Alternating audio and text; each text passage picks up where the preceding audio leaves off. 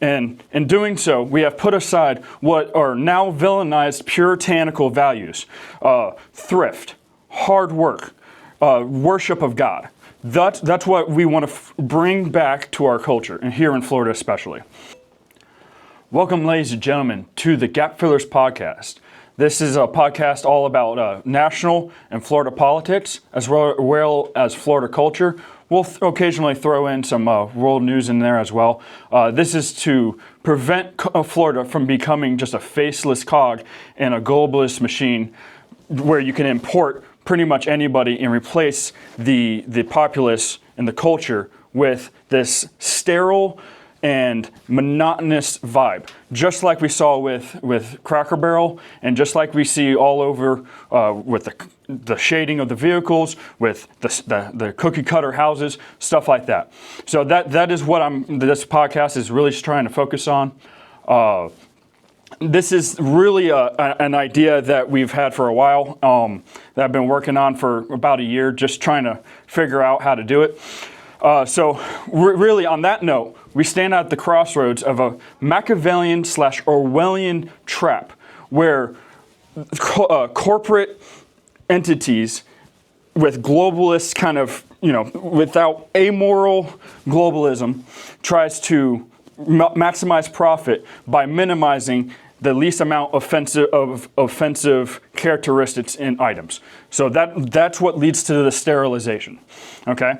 So the populace is being willingly led through new decadence. So chasing the newest car, the newest iPhone.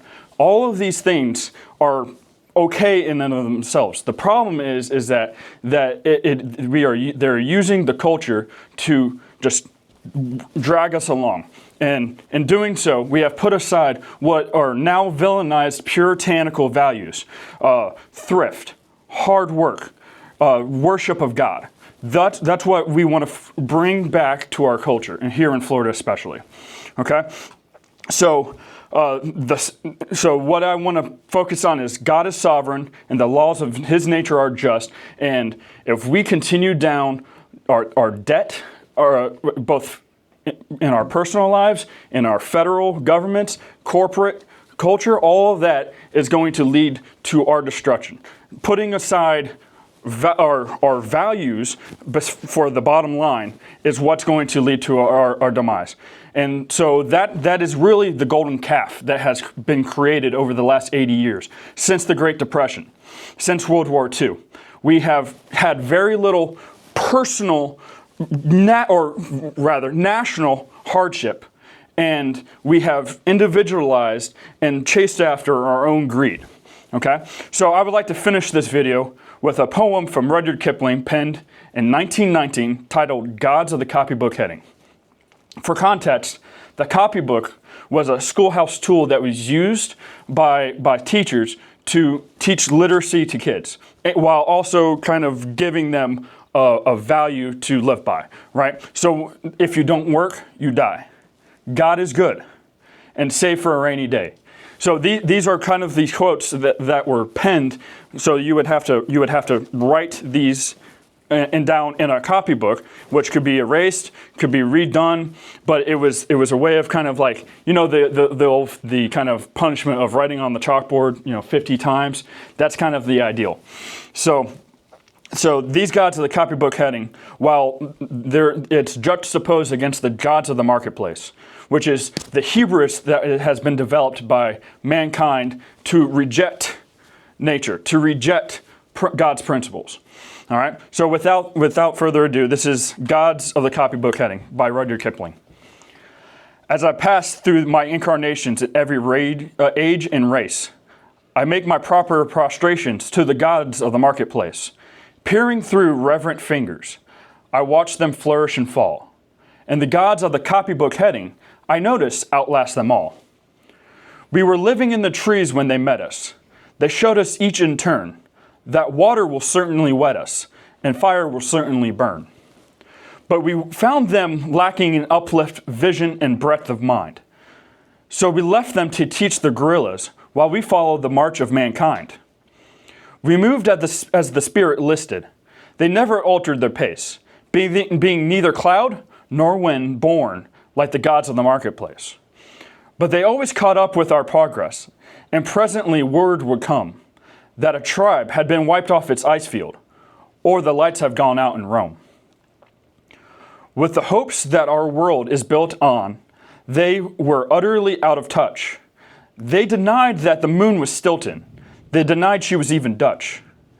They denied wishes were horses. They denied that a pig had wings.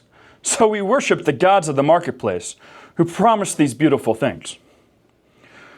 When the Cambrian measures were forming, they promised perpetual peace. They swore if we gave up our weapons, that the war of the tribes would cease. But when we disarmed, they sold us and delivered us bound and foe. And the gods of the copybook heading said, "Stick to the devil you know." On the first feminine sandstones, we were promised the fuller life, which started by loving our neighbor and then ended by loving his wife, till our woman had no more children, and the men lost reason and faith. And the gods of the copybook heading said, "The wages of sin is death." In the Carboniferous epoch, we were promised abundance for all, by robbing from selected Peter to pay for collective Paul. But though we had plenty of money, there was nothing our money could buy. And the gods of the copybook heading said, "If you don't work, you die." Then the gods of the marketplace tumbled, and their soothe-tongued wizards withdrew, and the hearts of the meanest were humbled, and began to believe it was true, that all is not gold that glitters, and two do make four. And the gods of the copybook heading limped up to explain once more. As it will be in the future, it was at the birth of mankind. There are only four things that are certain since social progress began. That the dog returns to his vomit, and the sow returns to her mire, and the burnt fool's bandaged finger goes wobbling back to the fire. And that after all this is accomplished, and the brave new world begins, when all men are paid for existing, and no man must pay for his sins. As surely as water will wet us, as surely as fire will burn, the gods of the copybook heading with terror and slaughter return.